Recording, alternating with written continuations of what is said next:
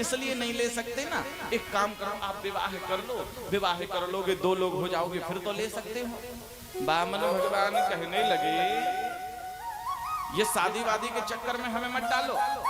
अरे शादी करने के बाद में, विवाह करने के बाद में रोना पड़ता है। हाँ, शादी वादी के चक्कर में हमें मत डालो।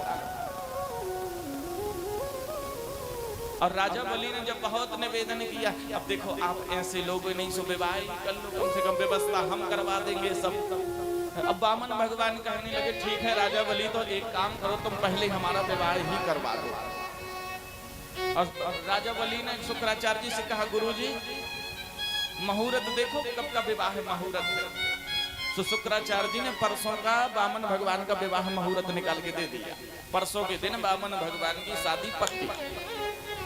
और जब परसों के दिन की शादी पक्की हो गई, अच्छा राजा बलि हम ये कह रहे थे तुम विवाह तो हमारा करवा दोगे, पर ये बताओ विवाह होने के बाद हम लोग रहेंगे कहाँ?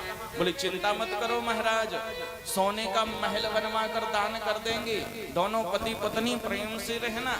हाँ, सोने का महल बनवा के दान करेंगे।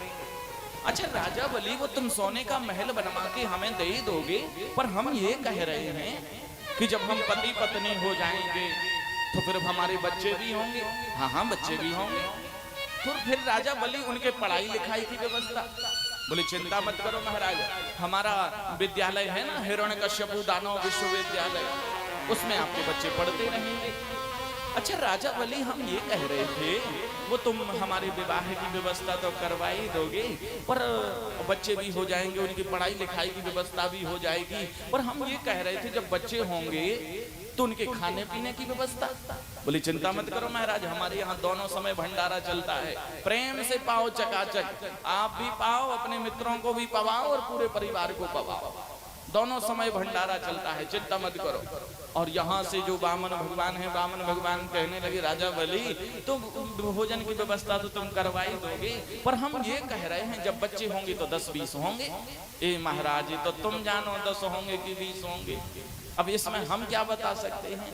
नहीं नहीं राजा बलि हम ये कह रहे थे जब बच्चे होंगे 10-20 होंगे तो उनमें से 2-4 मरेंगे। हाँ हाँ महाराज मर भी सकते हैं।